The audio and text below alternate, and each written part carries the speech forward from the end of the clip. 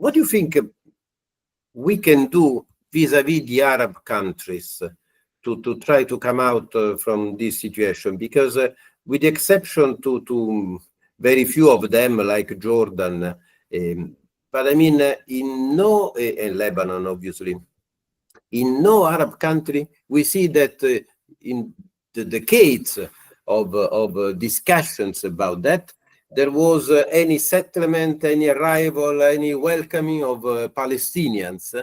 And now, I mean, it could be of actuality, I mean, the possibility to have what somebody is calling voluntary move, voluntary transfer from Gaza. And in any case, I mean, in a peaceful future, the idea of having part of the Palestinians integrated and living in Sunni Arab countries in the region could be of help. Do you think that Arab countries could change their own attitude in the future and being more serious and sincere in their own defense of the Palestinian cause, or you think that they would continue to profess this sort of help them, provided they stay where they are and they don't move from there, and they can be used as a weapon against Israel? Look, unfortunately, I think we got the answer from the King of Jordan. Shortly after October 7th, the King of Jordan announced, he said, I'm speaking in the name of President al-Sisi of Egypt and Jordan.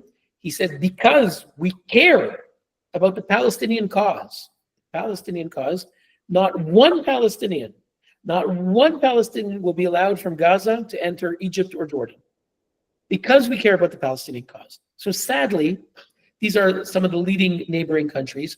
We see that the so-called concern and caring for Palestinians is exactly as you said, only to use them as a weapon against Israel.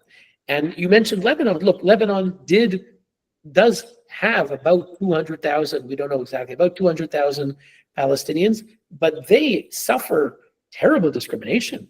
They must live in their neighborhoods. They're called refugee camps, but it's a neighborhood.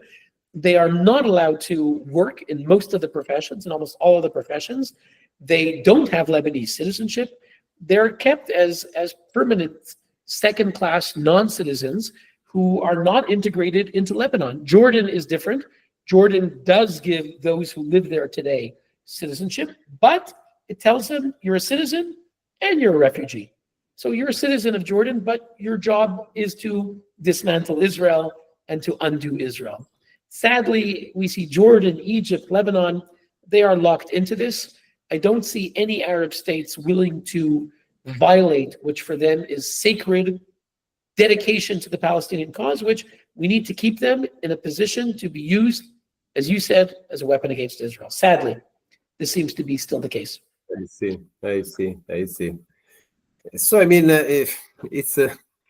it's very sad all that, and I mean, we are firm believer in the value of the United Nations, but looking from this angle, they look like really a blunt weapon, and they are a blunt weapon also against any kind of tyrannies. I mean, and certainly we were absolutely appalled to see the sort of respect, even deference with which the Secretary General, I mean, last October in Kazan was shaking hands with I mean, Putin, or which was the reaction of him and of the UN after September 11 and so on.